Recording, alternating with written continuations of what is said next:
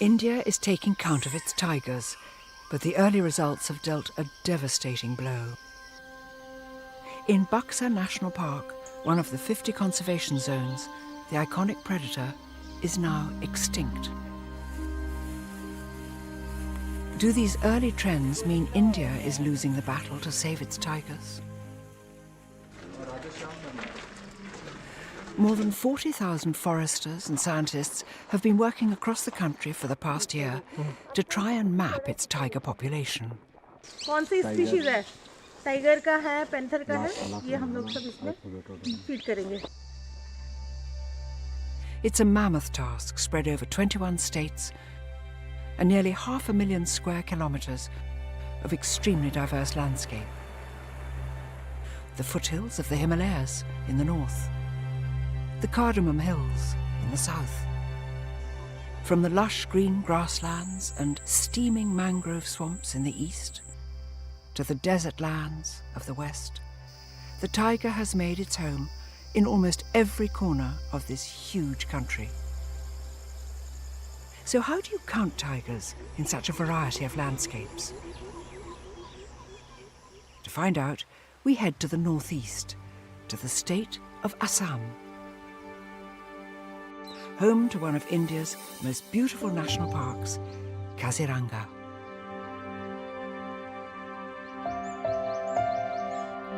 These are the bountiful floodplains of the mighty river Brahmaputra. It is here one finds India's so-called Big Five wild species: the one-horned rhino, the Asian elephant, swamp deer, wild water buffalo, and, of course, the tiger.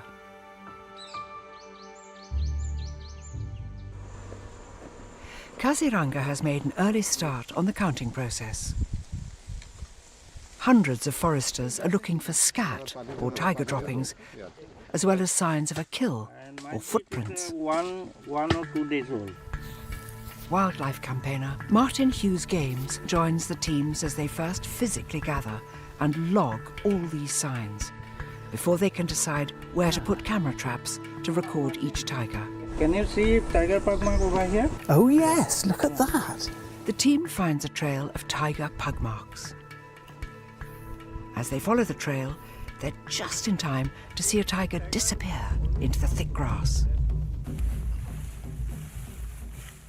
This grassland is one of the most challenging landscapes in which to monitor and protect the tiger. Let me tell you very seriously, walking through the grasslands is not a relaxing experience. It shelters more than 6,000 wild animals, many of them capable of killing a man. Each year, a significant number of guards die because of the very animals they're trying to protect. The safest way to patrol this terrain for tigers is on elephant back. These have been reared by the Forest Department. Each habitat comes with its own specific challenges, and look at this grassland. You've got no chance of seeing a tiger from the ground, so it's great to be up high on elephant back. But that has its problems too, because if the elephant comes across a rhino here, it can get frightened and bolt.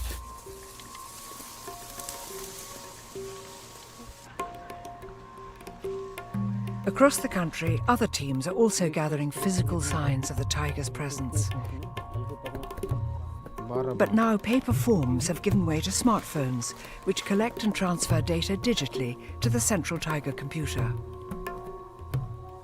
Ashish has just taken a picture of a pug mark here, so we know there's a tiger in the area, but just the picture on its own is not enough. This is where this technology comes in. First of all, you have to put some crucial information in. We're going on a new trail. Here it is. But first of all, where are we? Well, got to select the state, Uttarakhand. There it is. Division.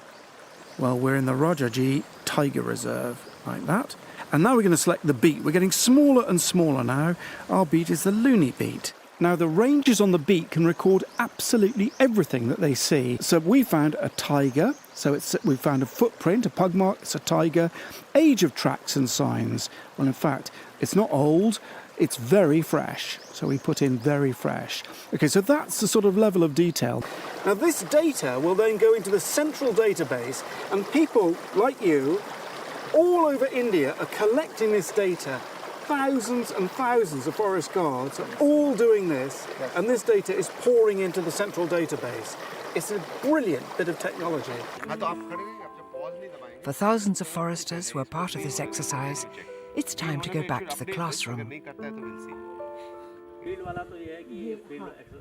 Old-timers like Raghuveer Singh here at the Rajaji National Park in northern India can feel the difference. फर्जी काम नहीं है, आप जो भी है वो यंत्र से ले रहे हैं, तो उसमें फर्जी काम भी क्या होगा? पहले तो ये है अंदाजे वो था, अब जो है अब इनसे काम हो रहा, तो अब बढ़िया काम हो रहा सब.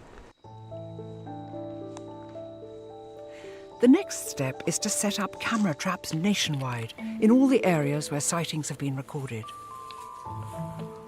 So because there's so much tiger activity, you know here, that's why you put the camera here. So normally one on one side, one on the other side. to get both sides of the tiger. Images from these traps can identify each tiger individually for the count. Over 28,000 locations have been identified and cameras installed.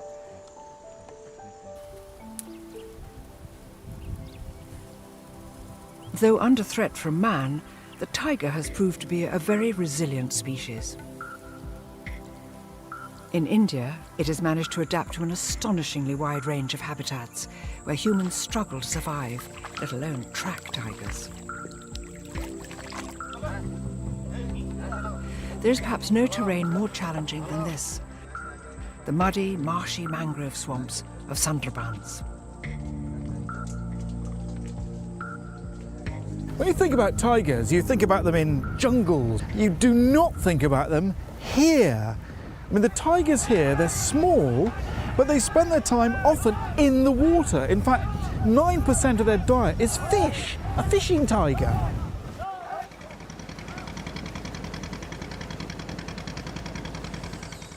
There is hardly any fresh water available, and they've had to adapt to survive on the salty water of the marshes. Food is scarce too. So how did the tiger manage to survive in such hostile conditions?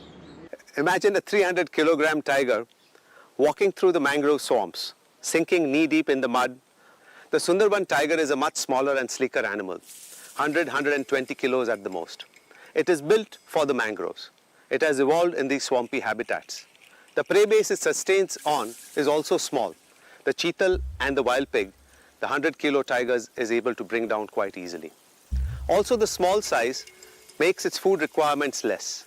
It can live off these small prey and live in these mangroves. Today, fewer than 100 of these highly specialized tigers remain. These wildly diverse landscapes make it exceptionally difficult to monitor and count the tigers accurately. We need to rush. Crossing such creeks makes you feel extremely vulnerable. If the tiger wants to get you here, there's nowhere you can run. This has to be the most difficult place in the world to count tigers. Apart from the physical difficulty of getting around, here in the Sundarbans, there's every chance of being attacked by a tiger. And our chances of making a quick getaway are fairly limited. The tiger's adapted to move at high speed on the land, even in the water, and frankly, we're not.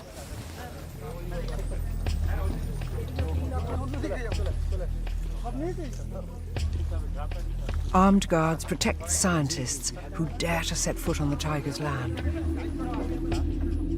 After all, these tigers have a reputation for being man-eaters.